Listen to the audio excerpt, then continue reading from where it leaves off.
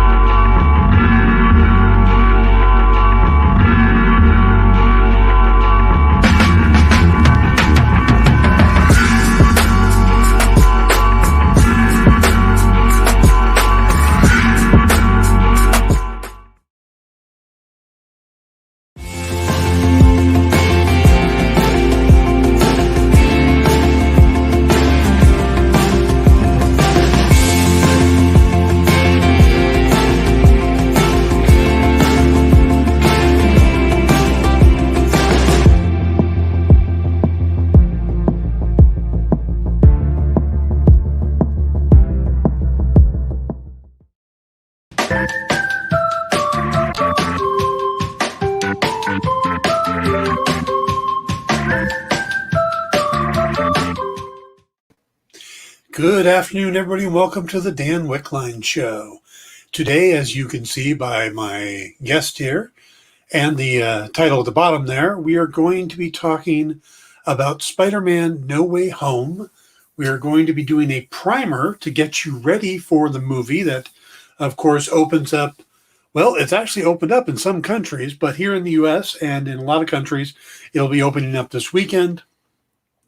It had its world premiere earlier this week. There is a ton of rumors and spoilers out there. I know I've already seen probably a half dozen clips from the movie that answers some of the biggest rumors out there. But this is an absolutely fascinating movie in the sense of the amount of hype that's been built up to it and kind of what the payoff has been. You know, like I said, we're not even into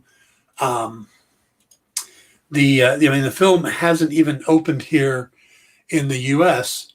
and we're already looking at, review-wise, there's 126 reviews out there already, according to Rotten Tomato. 126 critic reviews. 37 of them are top critics, and 118 of those are certified fresh, while only 8 are rotten. Now, there's a misunderstanding out there how Rotten Tomatoes works, and I only recently found this out myself.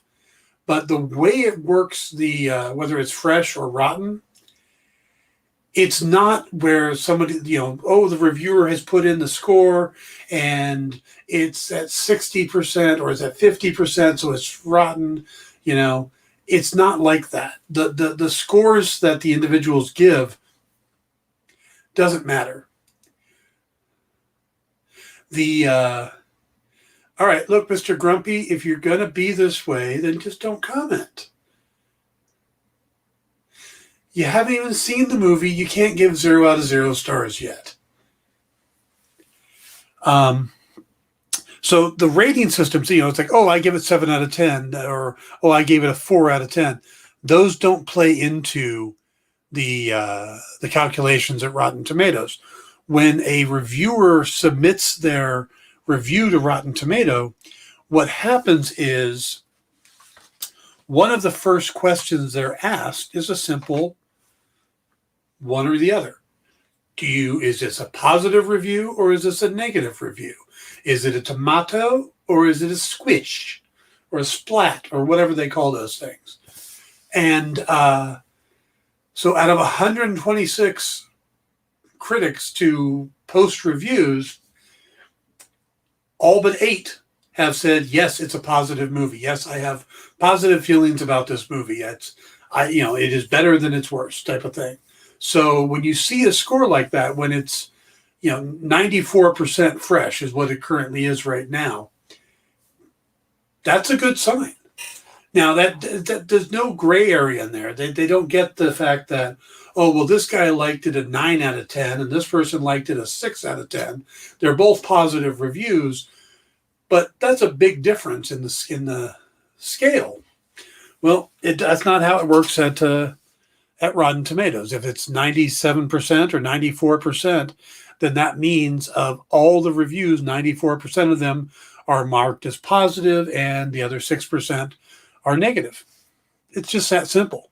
So when you read a review and it's like the guy marked it fresh, but he calls it definitely fan service, or the first act is bloated, and that's some of the things we've been hearing about this.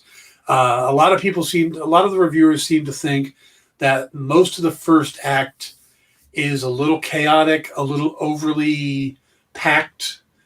They're trying to do too much, but the second half or the third act of the film is supposed to be a huge payoff and well worth it. And it kind of it makes any negativity you have towards the film is gone while watching the third act. So that's been kind of the thing. Also, the reviews for Tom Holland have been exceptional. They're saying that this is pretty much him knocking it out of the park. This is his best Spider-Man performance yet. So that's all very positive. Number-wise, money-wise, they're looking at Sony and Disney are looking at 130 million opening. That's what they're looking at. Now, originally, there was some speculation out there that it could break 200, maybe even 250 million opening weekend. And with the pre-sales that's been going on and all the hype, I would have bought into that until the Omicron variant came along. Now we have a lot of places that are going back to mask mandates. California now has mask mandates again. New York, I think, does as well. They're cutting back the number of people you can have in the theaters again. So that number is going to shrink. People are still going to go see it. People are still got their tickets already. So I don't see that changing, but I don't see it doing 250. It's got to break 100 million easy domestically, which will make it the highest pandemic box office film, period. Right now, I think it's 91 million. Venoms is the top. So this is just going to go right past that. So I have no doubt about that. But that also says Sony's doing very well right now. I read the 8 negative reviews. They made me want to see this thing now. Kyle, what was in the review that made you want to see it? So I'm going to quote one of them just because it's like, oh, you want to convince Kyle to see a movie? Write this. And it was, hold on. No Way Home is an intriguing case study of corporate collaboration, a software meme machine, and a lackluster movie. That one was, oh, okay. This is going to be meme heavy, which I can get behind. And then less resembles of the franchise bending ensemble romp promised by its trailers than an all-star Zoom call with a visual effects budget. I saw that one. That's got me written all over it. That sounds like something I would say. Yeah. So I'll let you get back to talking about it.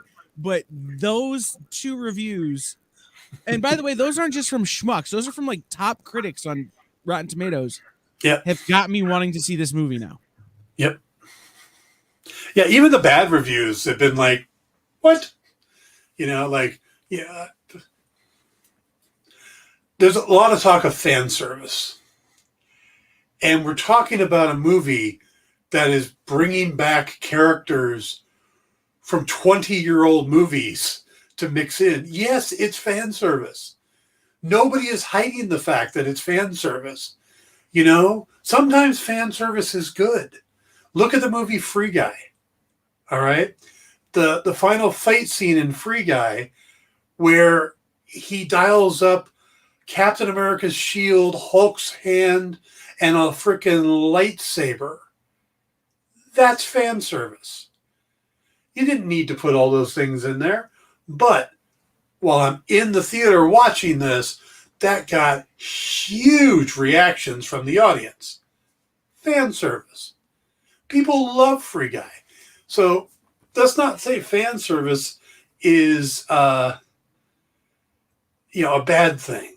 Okay? Sometimes, especially in these movies, it's part of the genre. So yeah, anybody out there who going, oh, it's just fan service. Yeah. Every Easter egg they put in one of these movies is fan service. We want them.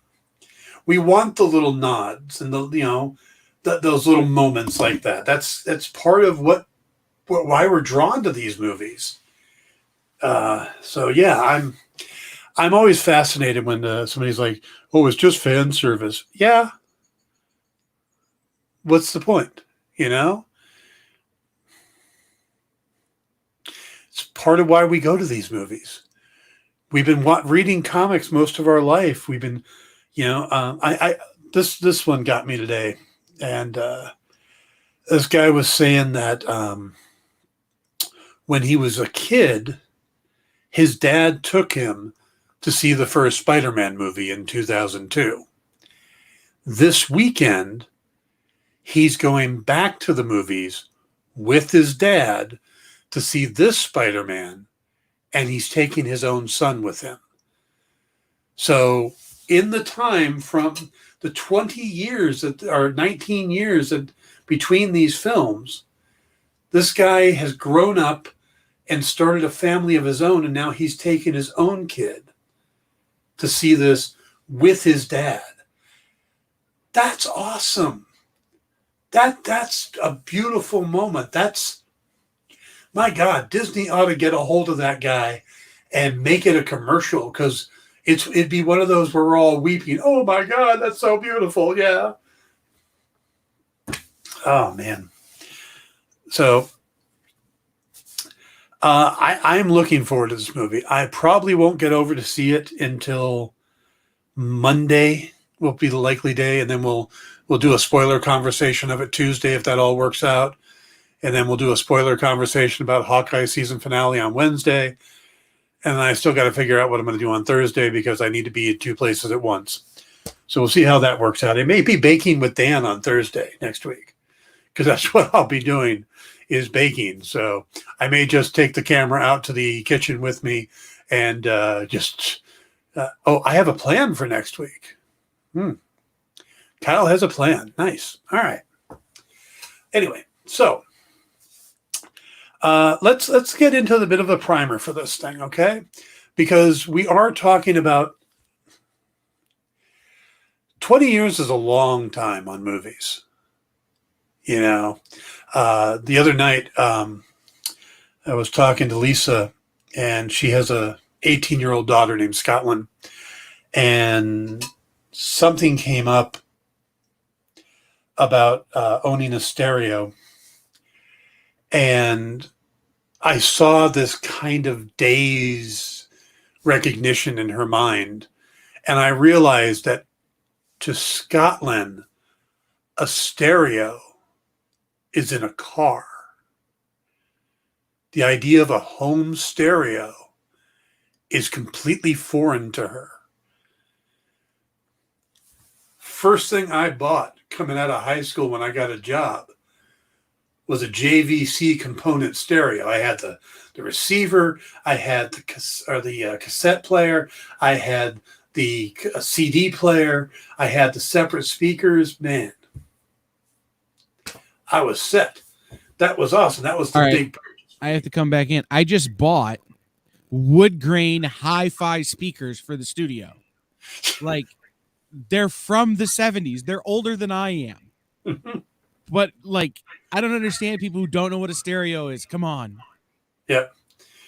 So yeah, there are people out there who don't know stereo. So there are people out there who have no idea that Tobey Maguire was Spider-Man once. Hello, Spider-Girl 69.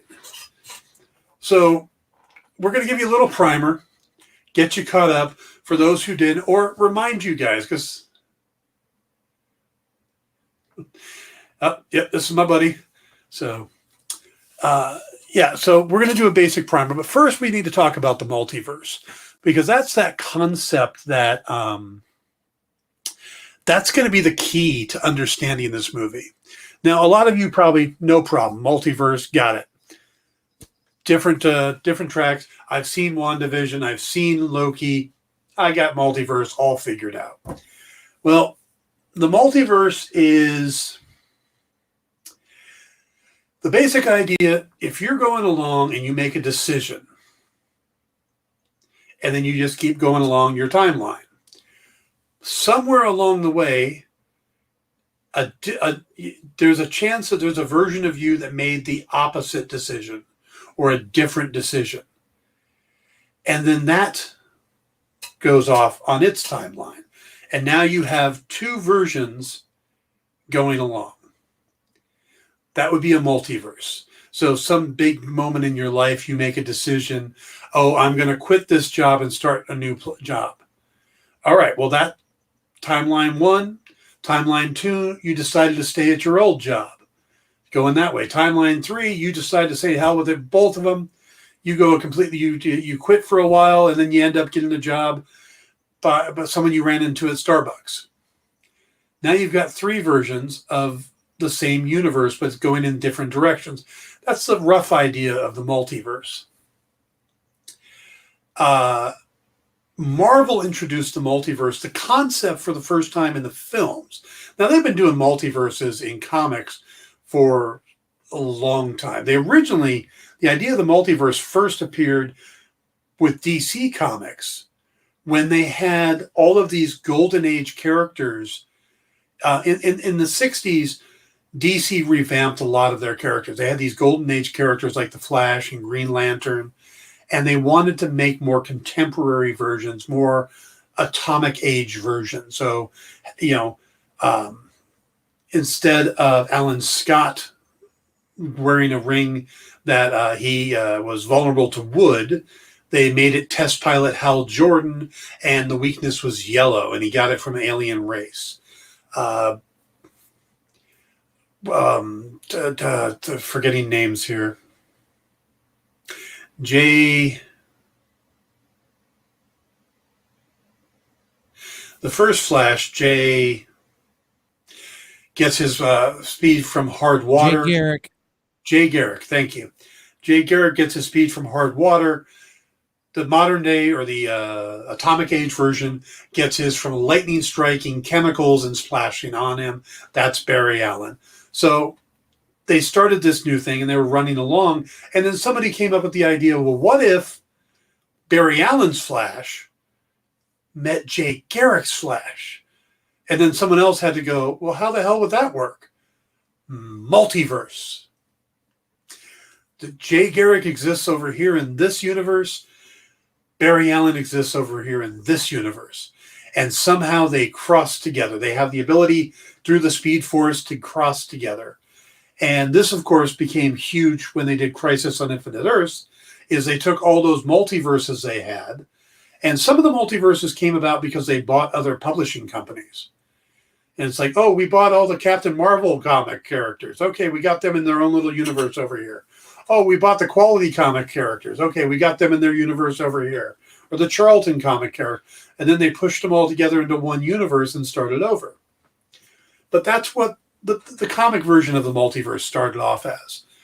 Here in the MCU, the first mention of the multiverse came in Spider-Man Far From Home. Quentin Beck talked about it as, that was his cover as Mysterio.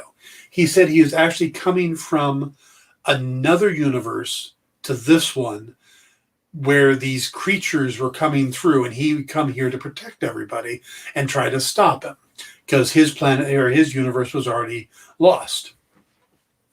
That was a plausible thing because multiverses have been theorized by science for a long time. Well, that was the first mention of it in the MCU. Then there was a lot of people thought WandaVision was going to be the real introduction to the multiverse. And while it did a lot of weird things, it was actually Loki that gave us the first real understanding of the multiverse. And if you haven't watched Loki, at least watching the first episode before going to see Spider-Man would be a good idea, because there is a little animated movie in it that explains the multiverse pretty well. And they also introduced the TVA, which is a group that tries to keep the timeline from getting out of control. Too many multiverses causing a multi-universal war.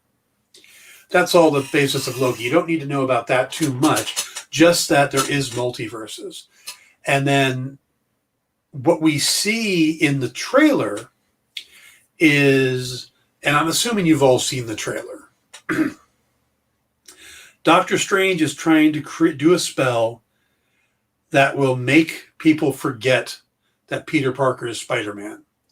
The problem is they don't seem to narrow down the parameters of the spell before he starts it. So he's just going to wipe everybody's memory of Spider-Man except for Peter's. And Peter's like, wait, no, my Aunt May and Mary Jane and Ned, and it screws up the spell. Well, that spell doesn't create the multiverse. That's already in existence. When the Avengers kept jumping back in time and stuff, in a way, they started new universes then as well. But the control of the multiverse was destroyed in Loki. So now you've got these more there's no one really patrolling the multiverse anymore, or at least it doesn't look like there is. I think Loki season 2 will help us clarify that. But you've got the spell, what it seems to be doing, and if I'm reading it right from the trailers, it basically starts pulling together everybody across all the multiverses that knows that Peter Parker is Spider-Man, and starts pulling them together. Now that's pretty interesting, because some of them do. I don't remember Electro knowing Spider-Man was Peter Parker. Don't remember that one. That was a long time ago, but that seems to be the thing, that they're pulling together everybody, and that's how the multiverse plays out in here. Is that these players from another universe are coming through, and their existence in our universe is starting to rip open the fabric between the universes. So that's pretty much the setup there. So Peter gets his identity revealed. He goes to Doctor Strange to get help. Spell goes wrong. Creatures start coming over. They start trying to send him back. Peter finds out that most of these, when they go back, are going to die. That's a conflict, and you've got the movie. Now, I do know some other things. I know, like I said, there are plenty of spoilers out there. If you really want to spoil the movie, you can do that. You can find out the answers to some of the rumors. Is somebody going to die? Are Tobey Maguire and Andrew Garfield in the movie? Is Charlie Cox in the movie as Matt Murdock? You can find out one way or the other. Now, I'm not saying which way they are, but you can find out if you look online.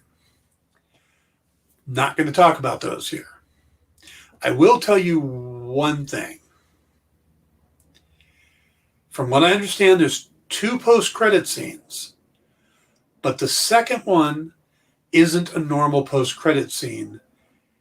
It's the trailer or a sizzle reel for Doctor Strange in the Multiverse of Madness. So if you've been wondering why we haven't got a trailer for the film, I'm not sure why we would have by now, because the film got bumped back. But if you're wondering why we hadn't got a trailer for yet, they're attaching it to the end of the movie. It's not in the beginning where all the other trailers go. It's kind of like the end of Captain America, Winter Soldier. Yeah, no, First Avenger. That was pretty much an ad for the Avengers at the end. So you're going to get basically an ad for Doctor Strange at the end of the Spider-Man movie, which makes a lot of sense because they're kind of part one and part two in some ways. From what I understand, they're connected in a lot of ways, and Doctor Strange is in both. So I guess I should have had my Doctor Strange figure up over here in the background doing spells or something, but maybe next time when we do the spoiler talk.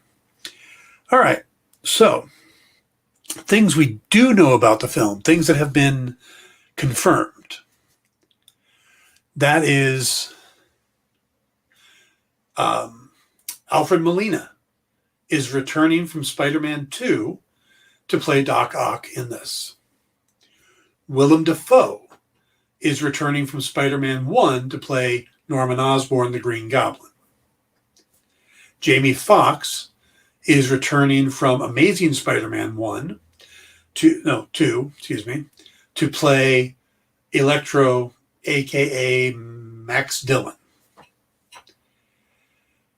Thomas Hayden Church is returning as Kane Marco, I believe is his name, the Sandman from Spider-Man 3.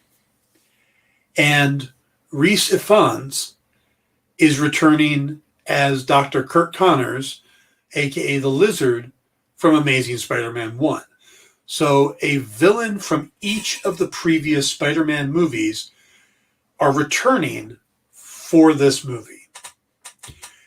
Now we know all that. We've seen we saw them in the trailers. We've seen interviews with them. That's wide open. That's out there. So what do you need to know about these people going in? What if you haven't seen Spider-Man 1, 2, 3, or the Amazing Spider-Man movies? Well, that's what we're going to catch you up on. But before we do that, let's take a quick break. We're about at the halfway point. So when we come back, we'll start just blasting through the movies, getting you ready. So we'll be right back.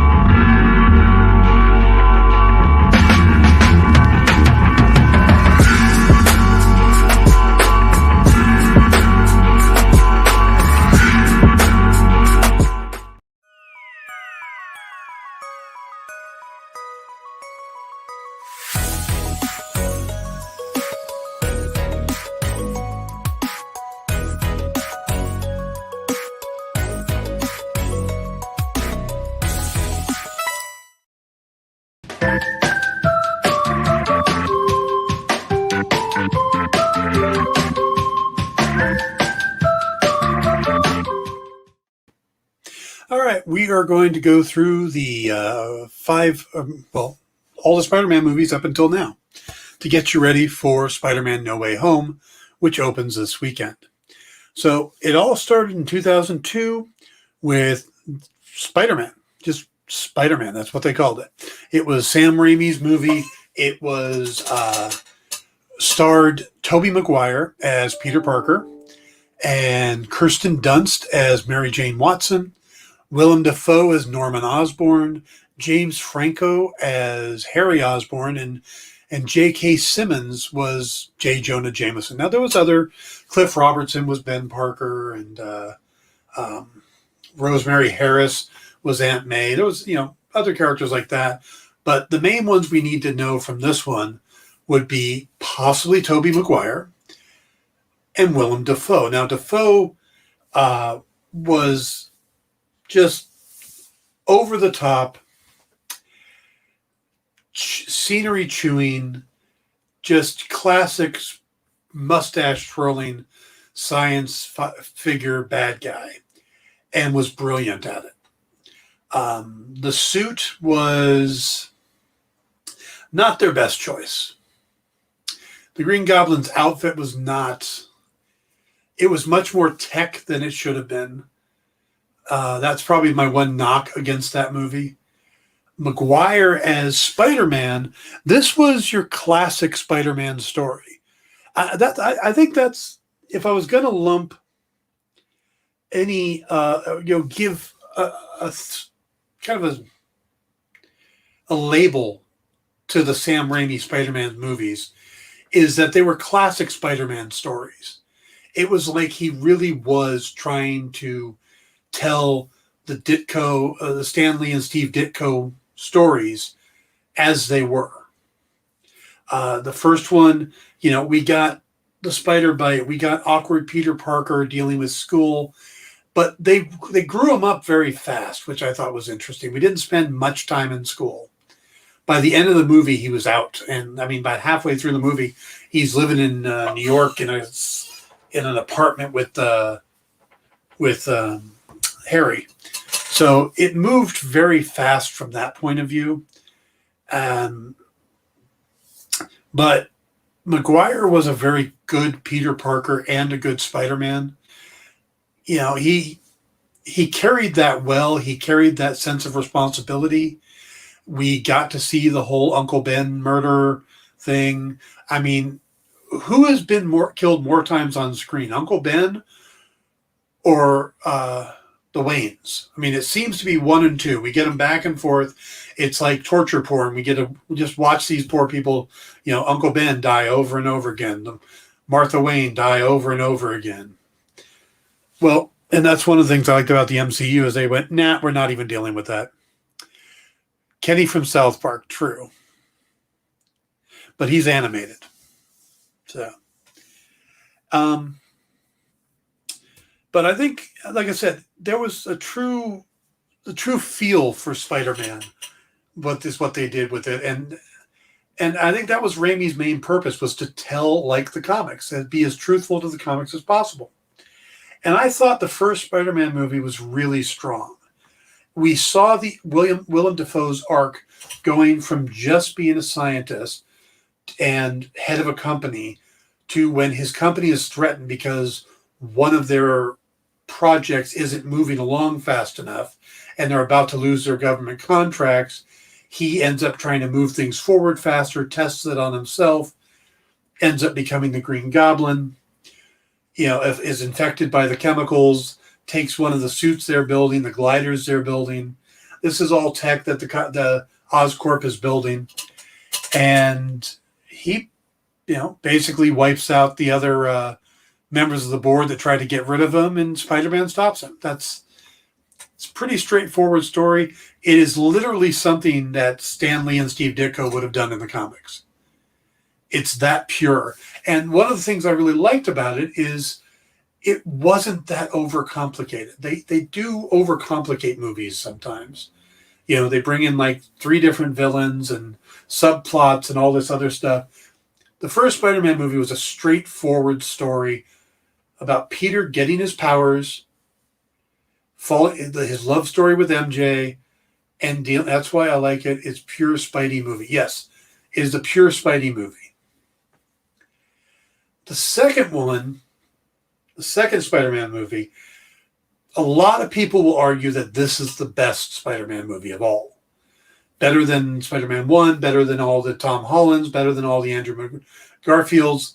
This is the one they look at and they say, this is the best.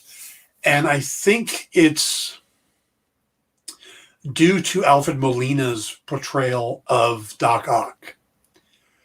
I look at the 2 movies and they're almost plot point the same.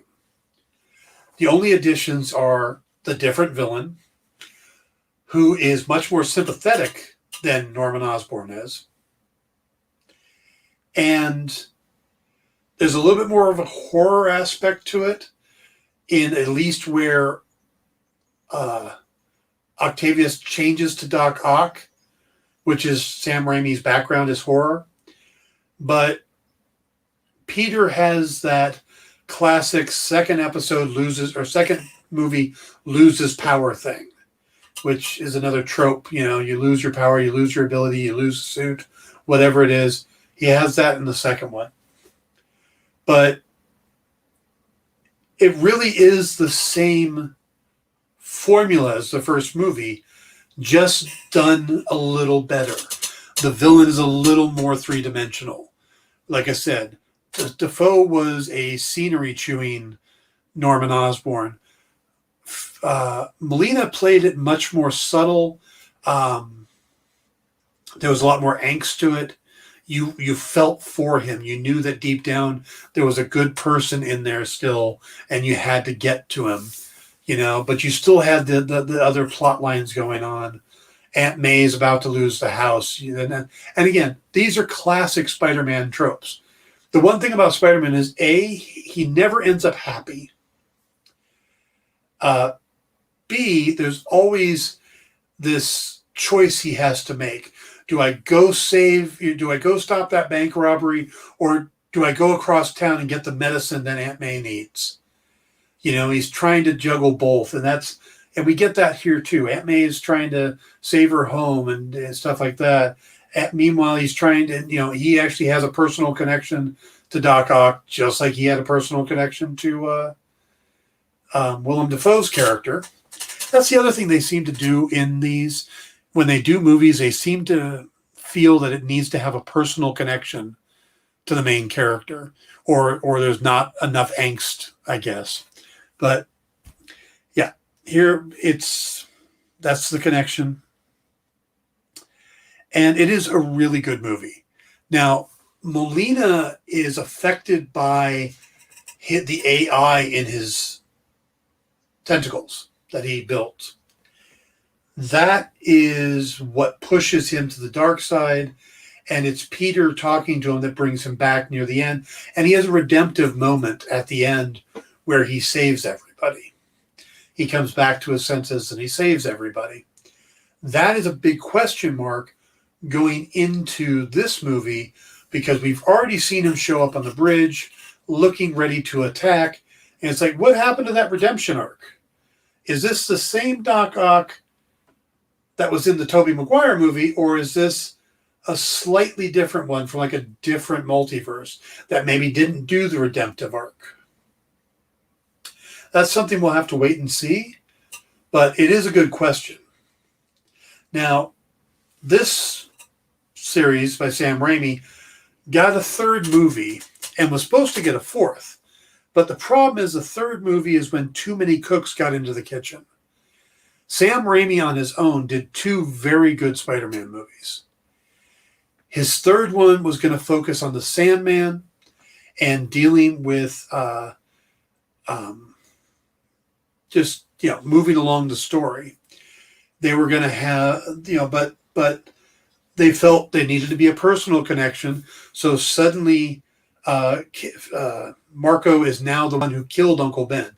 Even though we dealt with the guy that killed Uncle Ben in the first one, turns out that wasn't the guy that shot Ben. It was actually Finn Marco, who then has escaped prison and becomes the Sandman.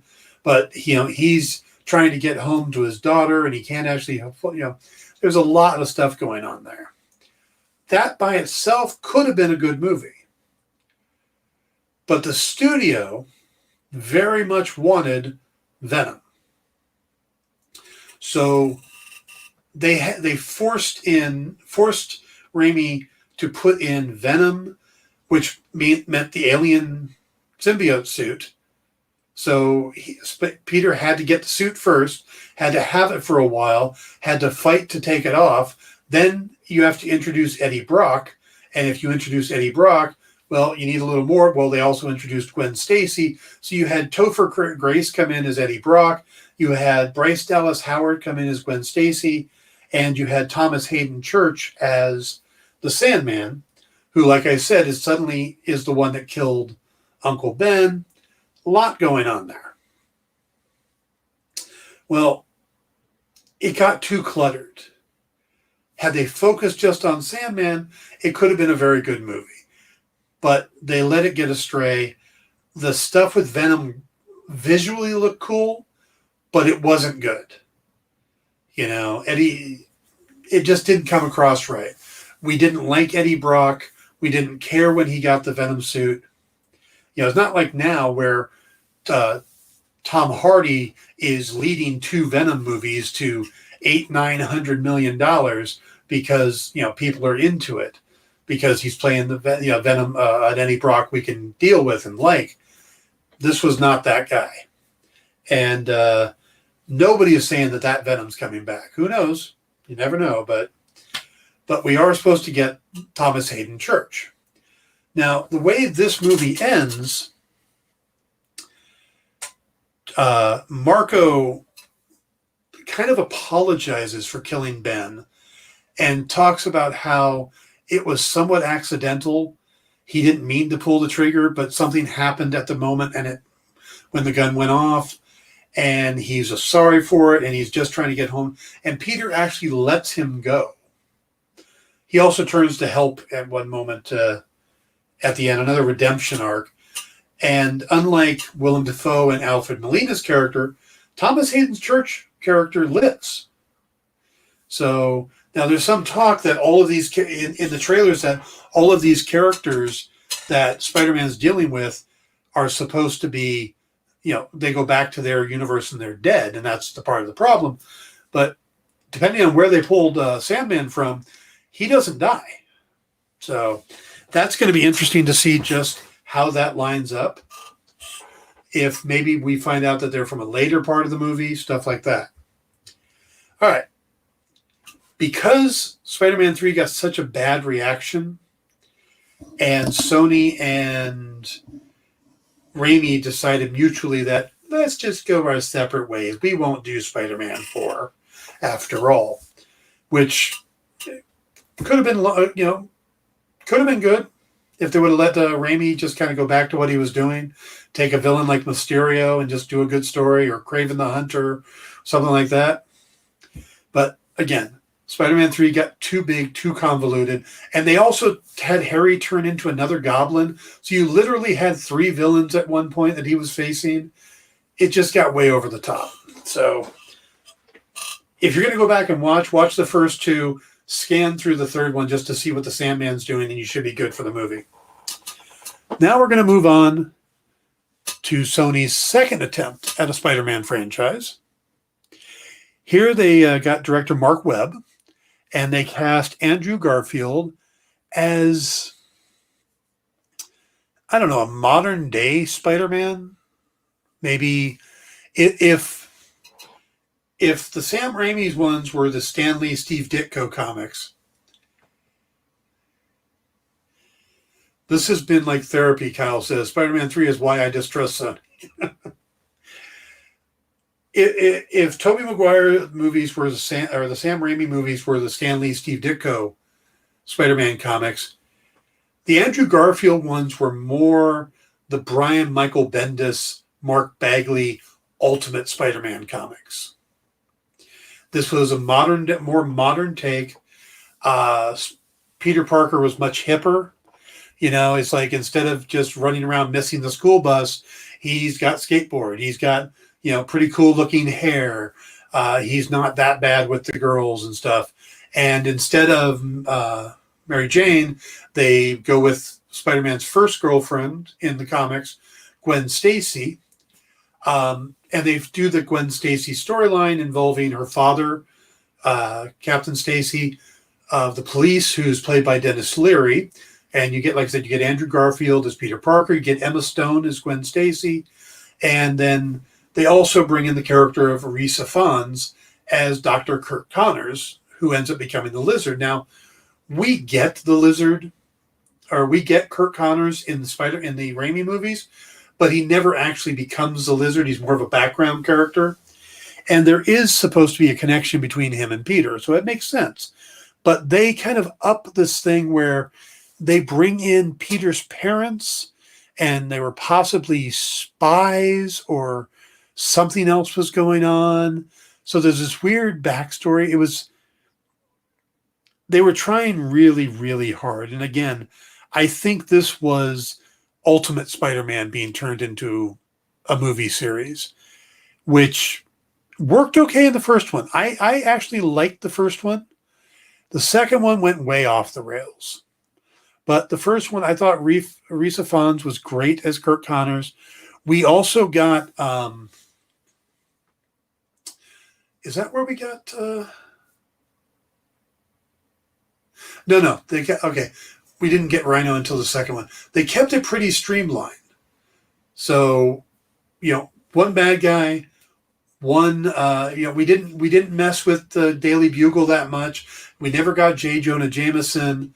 This was all about, plus the Sam Raimi movies, they decided to pare it down a little bit by making his web shooters organic. They went back to him making his own web shooters in The Amazing Spider-Man, which I actually liked better. But this was, like I said, this was your more modern, cool, hip Spider-Man. And it's like I said, it's basically Ultimate Spider-Man. Where it went wrong is they ended the first one with Captain Stacy being killed and the Lizard being healed. So again, he's not dead at the end where the other ones are. So that's going to be interesting to watch. So the Lizard's still alive at the end of the movie, but we get Captain Stacy asking Peter to stay away from Gwen. It's his dying request. And Peter Parker would honor that request. He would sacrifice that. He would sacrifice his own happiness to protect Gwen and do what, grant Captain Stacy's dying request. Not this Spider-Man. This Peter Parker lasted maybe a day and a half before he started flirting with her again. The second movie became an absolute mess. Jamie Foxx was cast as Max Dillon, Electro, and we know Jamie Foxx can act. He's won Academy Awards. They made this a caricature of a character. He was all the stereotypes of the bad nerd. It was painful watching him on the screen. They also introduced Dane DeHaan as Harry Osborn, who's got some kind of weird disease, and he's using his dad's company to try to cure himself, and he becomes a version of the Green Goblin. They introduced Paul Giamatti as a Russian named Alexei Setsevich, who ends up becoming the Rhino in the most ridiculous exoskeleton thing. It's not even like the Rhino from the comics. So again, this was all just Ultimate Spider-Man stuff. This was not really looking at the classic comics. They even tried to introduce Felicity Jones as maybe being Felicia Hardy, but we never really follow up on that. And this bombed, just absolutely bombed at the box office. All you need to know is that they're bringing Jamie Foxx in as Electro, but he's not going to look like the Electro from this movie. He's not going to act like the Electro from this movie. So other than him playing the same named character, it's completely different. So you're good. You can skip this one. I recommend skipping this one. I think Sony should have skipped this one. Like I said, I enjoyed the first one. This was an utter train wreck. So, all right. So we move on, and we get, what I find interesting is that they're bringing back the villains from those 5 movies, but we're not getting any of the villains from Tom Holland's movies, which I just thought was kind of interesting because we know that Michael Keaton is showing up in Morbius. We know that, Mysterio just died, so maybe we'll get flashes of Mysterio in it, but we're not supposed to get Vulture at all. So I would like to have seen Vulture because, they seem to be trying to build to the Sinister Six, but only have 5 villains. Oh yeah, there's also the possibility of some guy named Venom. Not Venom from Spider-Man 3, Venom from the Sonyverse, Tom Hardy Venom, because at the end of that movie, if you haven't seen it yet, the end credit scene kind of drops him into the MCU. Just saying. So he might pop up. I don't think he's going to. I think if it does, it'll just be a little quick cameo, maybe to set something up in the future. But yeah, I expect that's kind of an end credit scene type of thing. What we do get in this movie is all the main characters we got introduced in Spider-Man Homecoming come back. I mean, we don't get Liz Sherman back. We don't get Adrian Toomes back. But we get Tom Holland back as Peter Parker. We got Zendaya back as Michelle/MJ. We got Jacob Batalon back as Ned. Marissa Tomei is back as Aunt May. And, of course, Jon Favreau as Happy Hogan, which I always find funny because Happy Hogan was such a big Iron Man character in the comics. He was like never left the Iron Man comics. Didn't associate with any other hero. He was only an Iron Man character or a supporting character. And now Tony Stark is dead in the MCU and Happy Hogan's showing up more in the Spider-Man movies than he was in the Iron Man movies. So I think that's kind of funny. But yeah, like I said, we don't get Michael Keaton back. We don't get Bokeem Woodbine back as Shocker, from what I understand. But we do get the base cast, which is important. And of course, we get Benedict Cumberbatch as Doctor Strange. We get Benedict Wong as Wong. And, well, there are rumors, but that's what we're getting. In the second one, Spider-Man Far From Home, and this is going to pick up pretty much right after the end of Spider-Man Far From Home. So what you need to know is that Jake Gyllenhaal's Mysterio, Quentin Beck, basically made the world believe that he was a hero and that Spider-Man killed him. And then he tells the world Spider-Man is Peter Parker.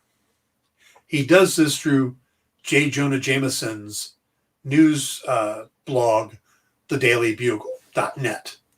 And of course, they brought J.K. Simmons back as J. Jonah Jameson. So immediately when we saw the end of that movie, we should have started going, hey. Well, it continues, and J.K. Simmons is back as Jonah. But we're going to get, like I said, Doc Ock, Green Goblin, Sandman, Lizard, Electro, all those characters we got in the previous 5 movies. And they're going to somehow push them all together into this scene, into this movie. I'm so excited for the part in No Way. Yep, those are spoilers. Kyle? Can you check? I'm on it. Thank you, sir. So, yeah, this movie is supposed to have a lot of heart to it and a lot of consequences to it. This is John Watts' final Spider-Man movie. This isn't Tom Holland's final Spider-Man movie, but it's John Watts's, because from here, John Watts moves on to make the Fantastic Four. That's his next project. Spider-Man will probably will dance around with Sony. We might get a Spider-Man Venom crossover.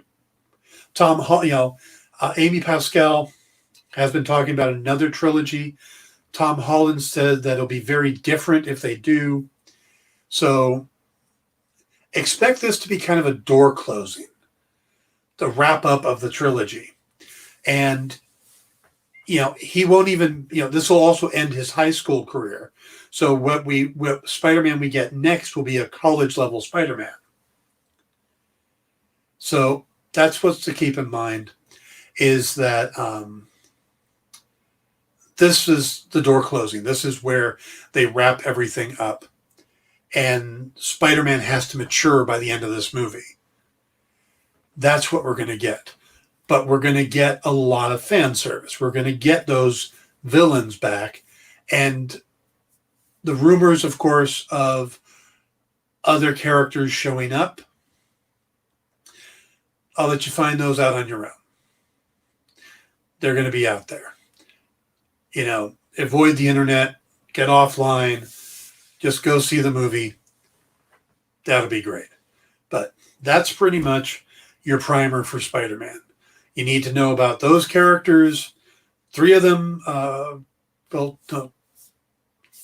By the way, Electro at the end of Amazing Spider-Man 2 dissipates.